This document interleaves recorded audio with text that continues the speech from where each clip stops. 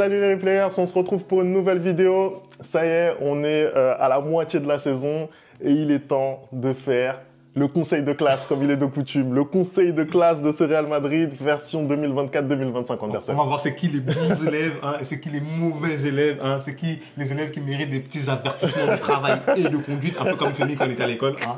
On connaît comment ça se passait le conseil de classe. En plus, moi, personnellement, j'ai souvent été délégué de classe. Ah bon? Non, j'ai souvent été délégué de classe, que ce soit au collège ou en école primaire. Donc moi, j'allais au conseil de classe, tu vois. Hein, quand je voyais comment ils parlaient de mes collègues, ça me faisait sourire. Tu montais au créneau, c'est ça? Moi, je suis un délégué qui défend ces gens, tu vois. On a vu comment tu as défendu Kylian tout au long de la saison, on l'a vu. Donc n'hésitez pas à nous dire si vous êtes en phase avec nous dans les commentaires. Hein. Je pense qu'il y aura certainement des jugements sur certains joueurs sur lesquels on ne sera pas forcément d'accord. On vous attend dans les commentaires et on commence tout de suite, c'est parti générique.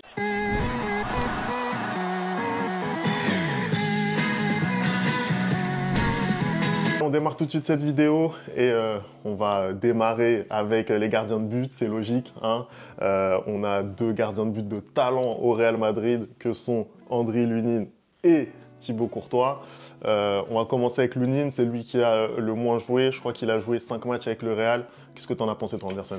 Bah écoute, André Lunin, cette saison, la saison dernière déjà, c'est un gardien qui a remplacé Thibaut Courtois pratiquement sur toute la saison. Hein. Il a été très bon.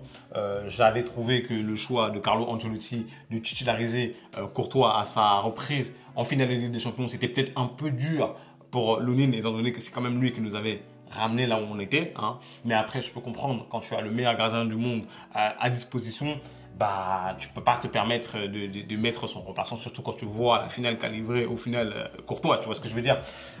Cette saison, c'est un peu plus compliqué pour Lunin. Pourquoi? Parce qu'il joue pas beaucoup. Courtois est revenu, même si Courtois, je crois en octobre, voilà, par là, il s'est blessé et du coup, ça donnait un peu l'occasion à Lunin d'enchaîner les matchs. Tu l'as dit, il a joué 5 matchs contre Lille, contre Villarreal, contre le Barça, contre Osasuna et puis voilà, et contre qui d'autre? Contre Milan aussi, voilà, en Ligue des Champions. Dans ces 5 matchs-là, il y a deux gros revers. Le premier, c'est contre le FC Barcelone, 4-0 quand même. Et le deuxième, c'est contre le Milan, où le Real a perdu 3-1. Et sinon, contre Villarreal, le Real a gagné. Ah, il y a 3 revers, pardon. Lille aussi, c'est lui qui est au cash. On a aussi perdu. Donc au final, sur les 5 matchs, tu vois, il y a 3 défaites quand même et 2 victoires. Une victoire contre Villarreal et une autre victoire contre Osasuna 4-0. Dans l'ensemble, je pense pas, hormis le match de Barcelone, pour le coup, où je l'ai trouvé en dessous, parce que j'estime quand même qu'il y a des buts où il aurait pu faire autre chose. Je sais que si c'était Courtois, clairement, on se mange jamais 4-0. On allait perdre le match. Hein. On allait perdre le match. Clairement, Barcelone était super rare au Real Madrid. On va pas essayer de réécrire l'histoire, mais je pense que ça finit pas en 4-0 contre Lille. Ah bah, il peut pas faire grand chose, et contre le Milan, l'équipe entière est totalement dépassée, et puis même au contraire, je trouve qu'il sort une bonne prestation parce que le score normalement du Real Milan, quand tu regardes le match, ça doit pas finir 3-1, hein, ça doit finir beaucoup plus, ça doit finir 5-1, 6-1, et Lunin justement te fait les arrêts qu'il faut. Donc je dirais que pour moi, sur ce qu'il a fait, hein, c'est on dit quoi? On dit neutre. Il n'y a pas de, voilà, il y a pas de, c'est pas mauvais, voilà, mais c'est pas non plus excellent. Voilà. Okay, donc neutre. Donc il va y avoir, je le dis hein, pour ceux qui nous regardent, il va y avoir soit les félicitations, soit les encouragements, soit neutre, soit avertissement, travail ou conduite. Hein. On verra bien ce qu'on mettra. En tout cas, moi je suis assez d'accord avec toi, Anderson. Je vais pas te paraphraser. Je suis aussi d'accord sur le fait que voilà, le Classico, ça a peut-être été le match où il a été le moins bon. Encore que moi, je t'avais dit durant le débrief de ce match-là que sur les buts, je suis pas certain que même un Courtois aurait pu faire mieux. Sinon, oui, je suis assez d'accord. De toute façon, on l'a pas suffisamment vu pour pouvoir le noter plus que ça. On sait de quoi il est capable, et quand il a dû remplacer Courtois cette saison, bah, il a été bon. Donc, je suis d'accord pour un neutre. Voilà. On passe au gardien titulaire, Thibaut Courtois. Hein, alors, Thibaut, pour le coup, Thibaut, cette saison, il est un peu revenu, il s'est beaucoup moins blessé, il a raté quelques matchs aujourd'hui. Moi, j'ai quand même un souci avec Thibaut Courtois cette saison. Je trouve qu'il n'a pas retrouvé son niveau de la saison dernière. Hein, typiquement, il y a pas mal de buts qui se prend. Là, en tête encore, j'ai le dernier rendez-vous contre Séville, par exemple. Le premier but, il peut pas faire grand-chose, mais je suis désolé, Femi. Le deuxième but, angle fermé comme ça fait mal.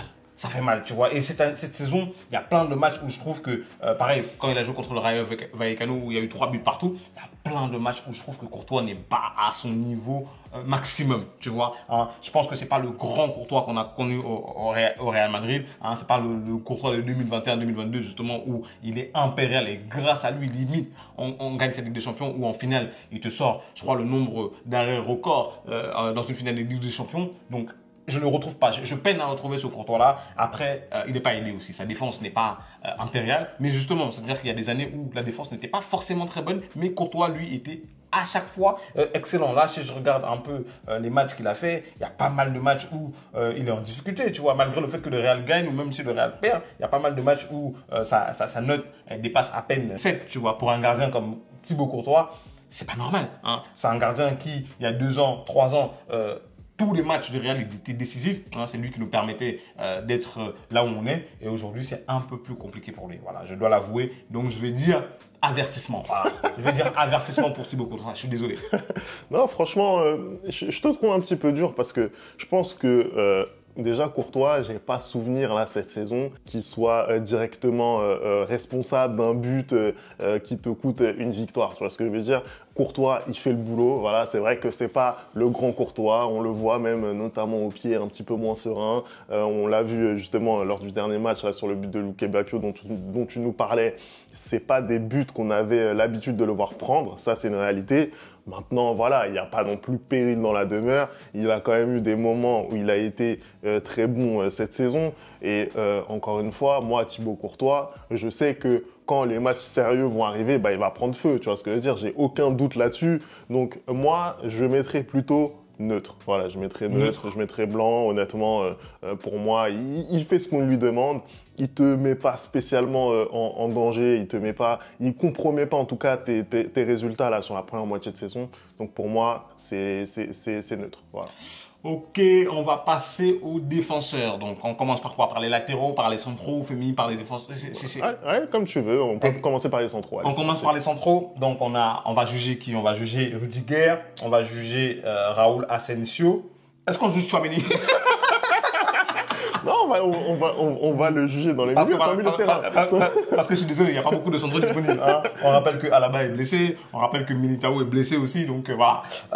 En ce qui concerne Rudiger, énormément de très très bons matchs cette saison avec le Real Madrid. C'est le patron de la défense, on l'a dit encore quand on débrieferait le match face à Séville. Il a porté cette défense depuis le début de la saison. Hein. C'est le seul joueur, je crois que c'est l'un des joueurs les plus utilisés. Il fait partie des 3 joueurs les plus utilisés au Real Madrid. C'est l'un des seuls joueurs qui ne s'est pas du tout blessé cette saison. Écoute, pour Rudiger, je pense que le constat est sans appel pour moi en tout cas. C'est félicitations. Mais en fait, le problème, c'est qu'il y a aussi des matchs où il y a des errements, en fait. Ah ouais. Typiquement, justement, face à Séville aussi, où il fait un peu n'importe quoi. Mais je peux pas lui mettre encouragement. Je suis désolé parce que encouragement, ça serait pas le noter à sa juste valeur.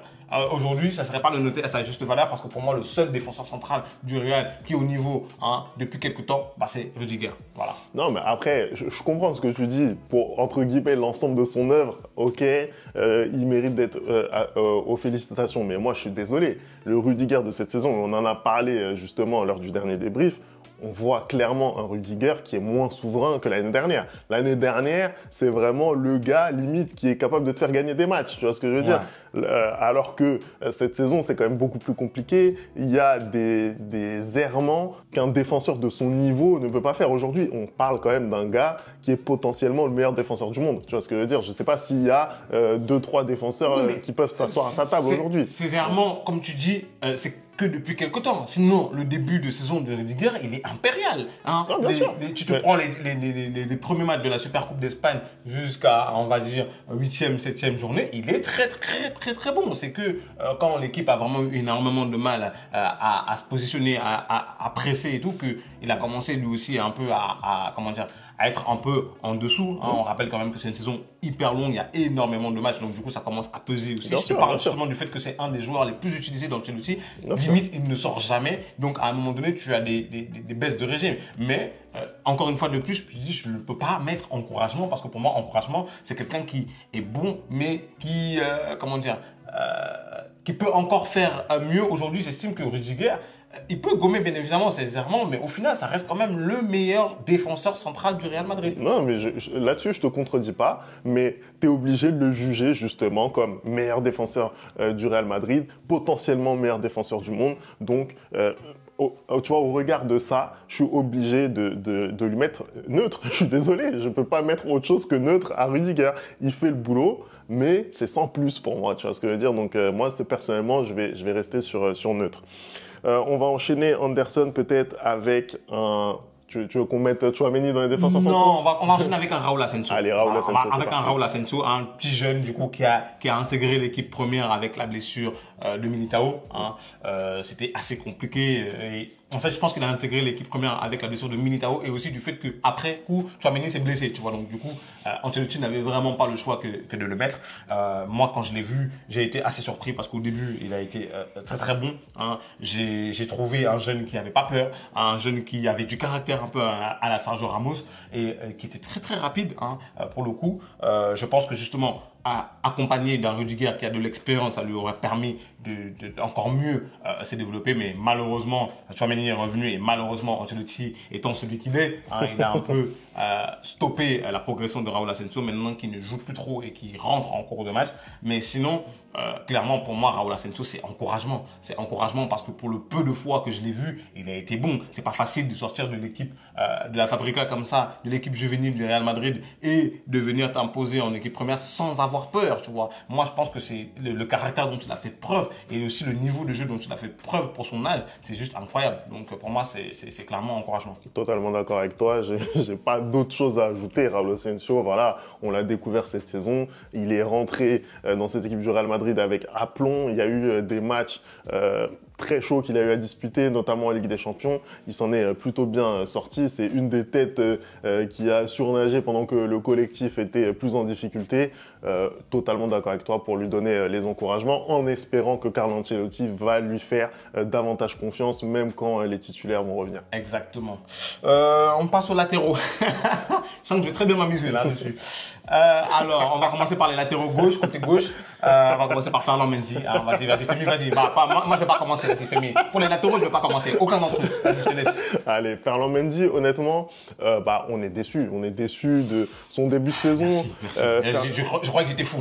Non, Ferland Mendy, en fait, c'est vrai que pour le coup, les saisons précédentes, moi, je te trouvais un petit peu dur avec lui parce que c'est vrai que c'est quand même un des latéraux aujourd'hui sur la scène européenne qui est capable de te donner une garantie défensive et qui est capable d'apporter offensivement. Offensivement, je suis pas très d'accord. Offensivement, je suis pas du tout d'accord. Moi, personnellement, je trouve que même offensivement, il a quand même des facilités techniques. Mais après, c'est vrai que là, cette saison, il est clairement en retrait. Mais il est en retrait aussi à l'image de cette équipe madrilène qui a eu quand même une première moitié de saison qui a été difficile. Tu vois ce que je veux dire? Ferland Mendy, oui, c'est pas la personne qui va te tirer justement cette défense vers le haut. Donc de ce point de vue-là, moi, je mettrais quand même un avertissement de travail pour Mendy. Moi, je suis d'accord avec toi. Hein, avertissement de travail, tout simplement parce que, écoute, aujourd'hui, Ferland Mendy, ce n'est pas possible d'être au Real Madrid et d'afficher ce niveau de jeu. Ce n'est pas possible du tout. Parce que, en fait, moi, j'ai énormément d'attentes pour Ferland. Tu vois, j'ai énormément d'espérance pour ce joueur-là. Quand il est arrivé au Real Madrid, il y a énormément de gens qui le critiquaient. Et moi, le premier, j'étais une des personnes qui le défendait le plus. Parce que, comme tu viens de le dire, défensivement parlant, il te met de la garantie. Hein. Il t'assure ce que, défensivement parlant, en tout cas, il va être très très bon. Aujourd'hui, son problème, c'est offensivement. Offensivement, je trouve, toi, tu es gentil avec lui. Offensivement, je trouve qu'il n'apporte absolument rien. Aujourd'hui, Ferland Mendy, pour qu'il fasse un débordement, il faut que quelqu'un lui demande de le faire. Sinon, de lui-même, il ne le fait pas. Hein. Et puis, sa qualité de centre, vas-y. Mendy, c'est un centre réussi sur 10, voire 20, tu vois. Donc, à un moment donné, quand tu es latéral, bah, c'est très, très compliqué pour moi. Voilà. Donc, je peux pas lui mettre c'est avertissement de travail et conduite. Voilà. Non, je suis désolé. Et ce qui fait qu'il est titulaire aujourd'hui, hein, justement, on va passer, c'est que Fran Garcia, c'est pas mieux. Voilà. Fran Garcia, c'est pas mieux parce que même si les dernières rencontres, c'était un peu mieux, je trouve quand même qu'il ne saisit pas. Quand tu as un joueur comme Fernand Mendy qui n'est pas à 100%, le fait de ne pas saisir ta chance, ton opportunité, ça montre à quel point c'est aussi compliqué pour toi. Parce qu'aujourd'hui, dans la tête de Ancelotti, le titulaire numéro 1, c'est Fernand Mendy. Dès qu'il est à 100%, il joue en fait. Et il préfère même souvent, on l'a vu dans le dernier match, mettre un Kamavinga à gauche, tellement aucun de ces deux latéraux ne le satisfait. Alors que les deux étaient disponibles, tu vois ce que je veux dire. Donc, on passe sur Fran Garcia. Pareil pour moi, hein, c'est un peu la même chose que Fernand Mendy, sauf que là, c'est l'inverse. C'est-à-dire que pour moi, Fernand Mendy, il a du mal offensivement, alors que Fran Garcia, il a du mal défensivement. Et offensivement, il apporte énormément, tu vois ce que je veux dire. Et c'est très très compliqué aujourd'hui de lui mettre autre chose que avertissement aussi, parce que je trouve qu'il doit essayer de gommer son manque défensif. En fait, les deux n'ont qu'à s'entraîner ensemble. Un apporte à l'autre défensivement et l'autre apporte offensivement. Non, personnellement, je pense que Fran Garcia, c'est pas le même statut non plus que Mendy. Tu vois ce que je veux dire? T'attends pas forcément la même chose à ce stade, tu vois. Et tu l'as dit, offensivement, il apporte énormément. Peut-être que défensivement, il peut faire mieux. Mais bon, aujourd'hui, encore une fois, des latéraux qui sont irréprochables sur les deux plans, c'est compliqué à trouver. Moi, Fran Garcia, personnellement, je mettrais neutre. Voilà, je peux pas mettre avertissement. Tu mets neutre. Je mets neutre. Je trouve que voilà. C'est pas grave. Passons sur le latéral droit, Lucas Vazquez. Alors on va préférer le Real, comme tu le sais. Là, ça va être le climax de la vidéo. On envoie Anderson, c'est parti. Que dire? Écoute, là aujourd'hui, typiquement, hein, le seul bon match de Lucas Vazquez que j'ai en tête, c'est le dernier match du Real Madrid contre Séville. Voilà, c'est tout. C'est tout parce que tout le reste, c'est catastrophique. Aussi bien offensivement que défensivement. Mais, je peux trouver des circonstances atténuantes à ce joueur étant donné qu'il évolue à un poste qui n'est pas le sien. Encore une fois de plus, je peux taper sur Lucas Vazquez comme je veux, mais il dépanne. C'est pas son poste, hein. C'est pas à lui d'être là. Et malheureusement, il est catastrophique parce que c'est pas son poste. C'est Zidane qui a trouvé cette formule de mettre Lucas Vazquez à droite et depuis c'est resté comme quoi il peut dépanner en latéral droit, mais c'est pas vrai parce qu'avant, quand tu as une équipe qui a le ballon qui n'est pas mise en danger, c'est ce qui s'est passé contre Séville en fait. Quand tu as le ballon que tu n'es pas mis en danger et que l'ailier qui attaque sur Lucas Vazquez, il ne fait pas beaucoup d'efforts. Lucas Vazquez, il passe un match tranquille parce que pour le coup, offensivement, lui, il apporte énormément. Mais défensivement, c'est catastrophique, calamiteux. Typiquement, quand moi j'ai ma défense ou à droite, défenseur central droit, j'ai Tchouaméni et défenseur droit, j'ai Vazquez, je sais que le match va être compliqué. Tu vois ce que je veux dire? Le match va être très compliqué. Voilà. Non, donc pour moi, c'est avertissement, bien évidemment. Non, avertissement. Non, honnêtement, je te trouve dur.